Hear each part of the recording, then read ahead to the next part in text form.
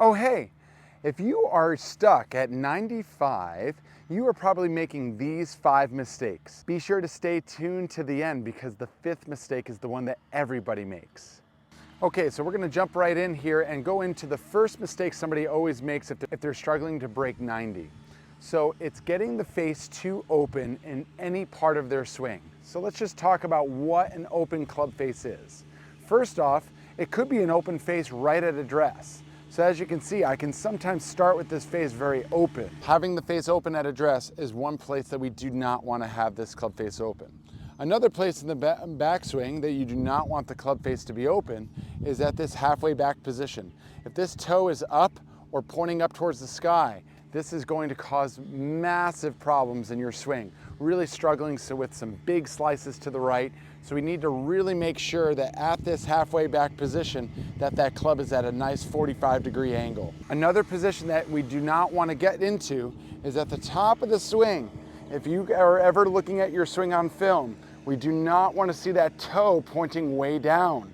As you can see, the toe of the golf club is pointing way down at the top of my swing here, which is causing that face to be open. So if you see that club face pointing down at the top of your swing, we want to make sure that we're getting that club to be a little bit more on that 45 degree, or if anything, maybe even getting that club face to point up towards the sky. And the last area where you can really check to see if your club face is open is at this halfway through position.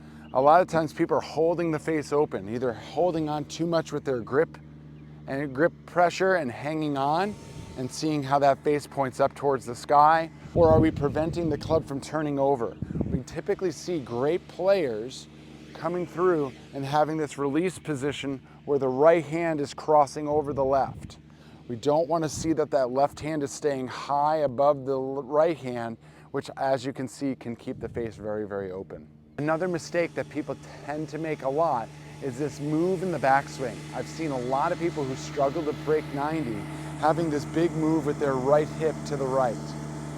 So when they are going into the backswing, we see them getting this big slide to the right where the right hip is moving to the right in the backswing.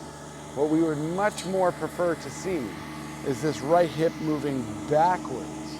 Greg Norman actually used to have a fantastic idea called the right hip pocket back, where the right hip is going to move backwards in the backswing, meaning away from the camera or away from the ball when you're swinging. When I see 95 players making backswings, I typically see this move where there's this big slide in the backswing where that right hip is moving in this direction. So as long as you can make sure that you're getting that right hip to move backwards, that will get you into a much, much better position at the top of the swing.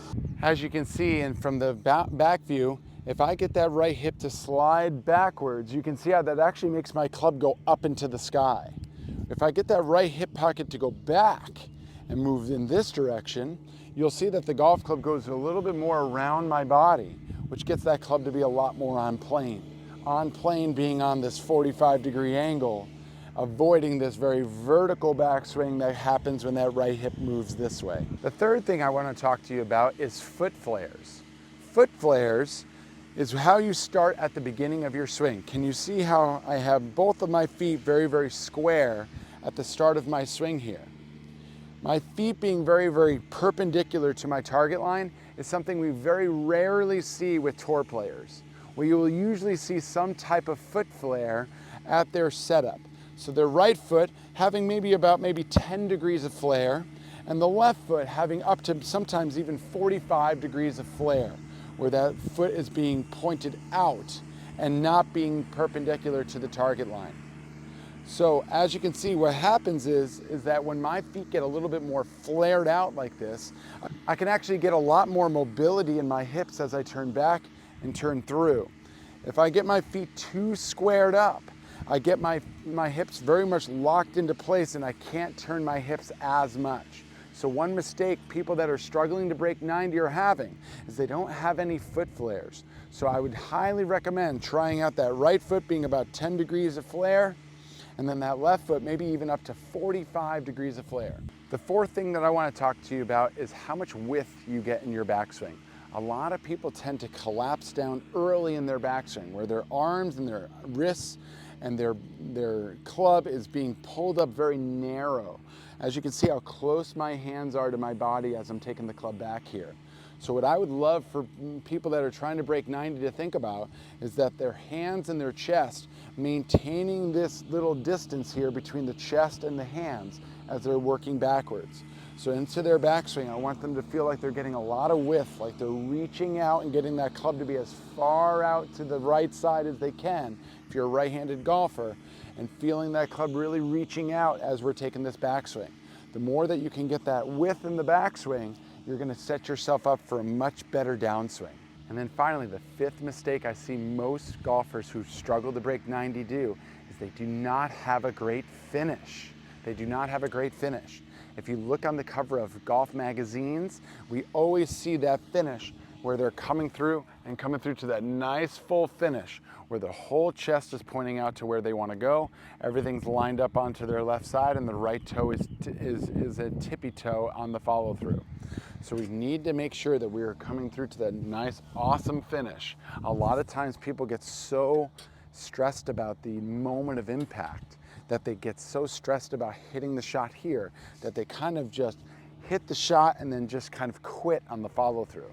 What that limits is how much weight shift we get into our left side, which is essential to a good golf shot. And then it also takes away the speed that you can have down at the bottom of your swing. So if you can make sure that you are having a fantastic finish for every golf shot that you're making, it will ensure that you're going to have a lot more consistency and power in your golf swing. For more help just like this, please visit my website at breakingbogeys.com, where we are transforming many golfers' games to helping them shoot the lowest scores that they have ever shot.